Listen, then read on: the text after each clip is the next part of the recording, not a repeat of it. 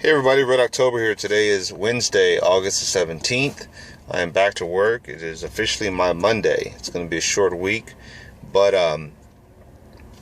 as many of you know, I took some time off. I went to Florida for a week, and it was great. Much needed rest, much needed time away from the everyday work and grind, and was able to clear my mind up a little bit, have some fun, and just relax. Mostly relax.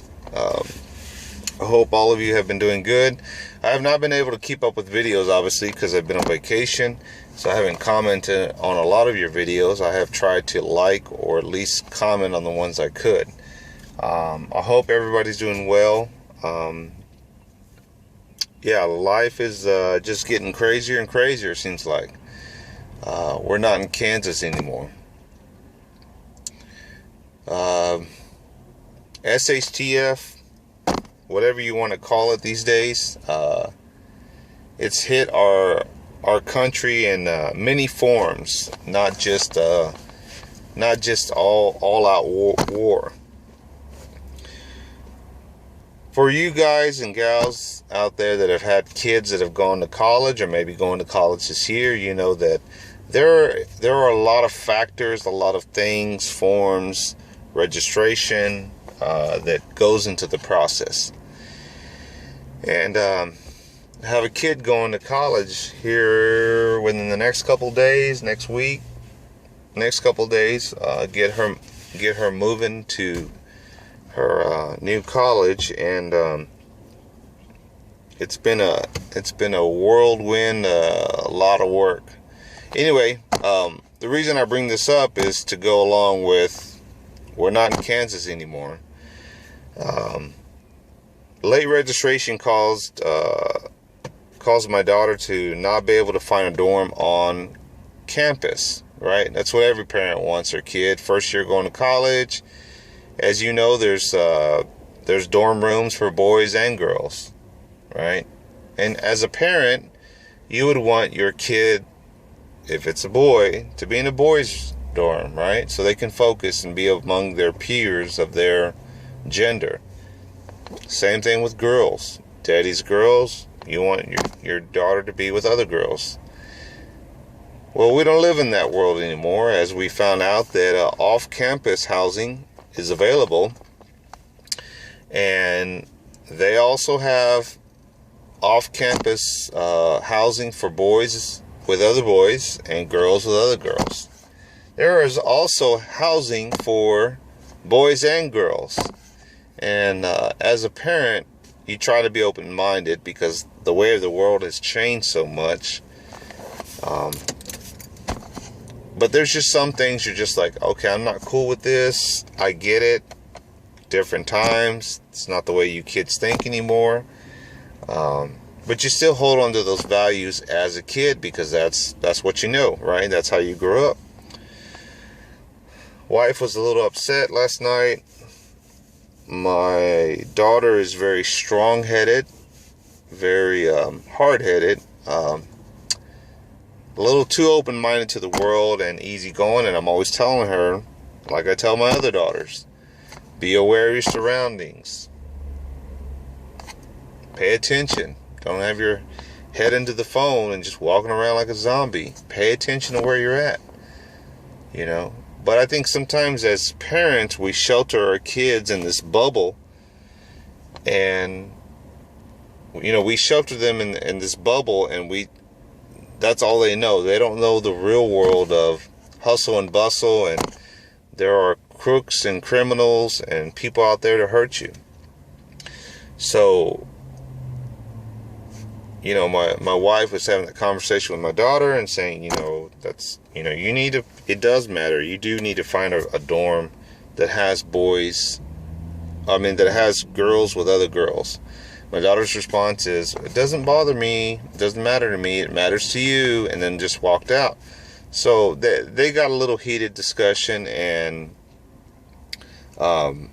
when she left, I was already trying to go to sleep, and I told my wife, I said, look, we don't live in that world anymore. You know, the days of the way me and you grew up, and boys are with boys and girls are with girls, and there's a separation. With this whole new gender thing, and he, she, and she, he, and gays and lesbians, and I'm not here to talk about that. That's not the focus of this. The focus is things have changed so much in this world that we don't live in that. We don't live in that mindset with these kids these days. And my wife just listened, didn't say nothing, and I said, we don't live in that world anymore. Things have changed. I was listening to talk radio, and they were saying in North Carolina, the teachers over the summer were being told and taught to not refer to boys and girls. If you remember, teacher walks in, good morning, boys and girls. That was a very long time ago, huh? Now they're referring to them as students, right? And it's that mindset of, when does it end? When does it end? At some point, that 2-3% of gays, lesbians, whatever group is out there, not just gays and lesbians, but whatever minority group, that small percentage that wants the rest of the 97% of America to adapt and accept, it doesn't quite make sense. The math just doesn't add up. 3%, let's just say 3% of the world is thinking this way, lives this way, and that's fine. You live your life, I live my life. Don't tread on my rights, I won't tread on yours. But don't expect me to change because that's your belief, and vice versa. I'm not expecting you to change because that's your belief, that's your feelings on, you like men, you like gay or women, whatever. But don't try to force that on me. When does it end? It's like one cause affects another cause. That cause affects another. And it's not until it's going to circle back around and impacts that 3% group that started this whole trend, not just gays and lesbians, but other groups out there. It's not until that circles all the way back around and bites them in the ass, they're like, oh, wait a minute, we don't like this anymore. Then it's too late, because you've already opened that door for the other 3% groups out there. And it's going to happen. It's like, when does it end? I have a friend I told y'all recently who's going into law enforcement and going through some training, just about done. And, God help him, because now is not a good time to be a police officer. It seems like police officers are under so much scrutiny for any little action. And granted, there's a lot of good cops out there. But there's also that small percent of bad cops that should not be police officers. But at this point, it's like, what good is it? What benefit is it to be a police officer anymore? You can't use your gun. You can't use force on the criminal that you're chasing. Just recently was in Milwaukee, a black officer, not a white officer, a black officer shot a black suspect criminal. It's coming out now that he actually has a rap sheet, who had a gun. I don't know all the details yet, but race riots were beginning. There was black citizens, Americans, that were attacking white people going by in their cars. That's just not right. You turn it into a race war, and it's like, that person passing by had nothing to do with that shooting, had nothing to do with your oppression. And I get that people of a certain culture, whether you're Middle Eastern, Muslim, African American, Hispanic, all races out there, at some point you just get fed up with the system. And I think we're at the tipping point of everybody's fed up. And this country's a mess. It is a mess. When does it end, folks? The day we were leaving Florida, heard of an attack. This 19-year-old, first they said it was a 23-year-old, now they said it was a 19-year-old college student returning home to visit his family.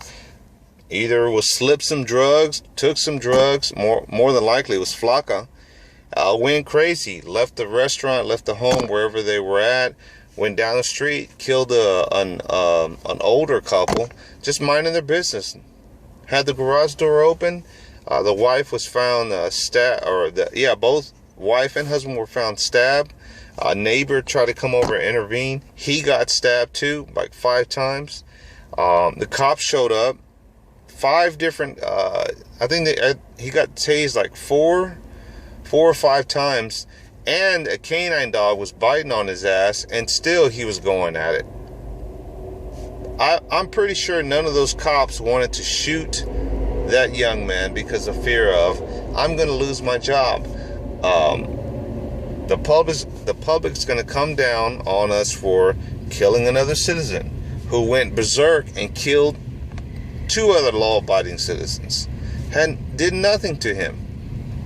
We live in that world where you can't shoot, and I wouldn't be surprised in the years to come that eventually they're going to pull all firearms from police officers. If it goes so far that it impacts the Second Amendment for you and I to carry or own firearms, they will get to the point, and I say they, the elite, the government, whoever you want to refer to as they, those in power, they're going to end up pulling the rights of police officers to actually carry a firearm, or as part of their duty to protect and serve.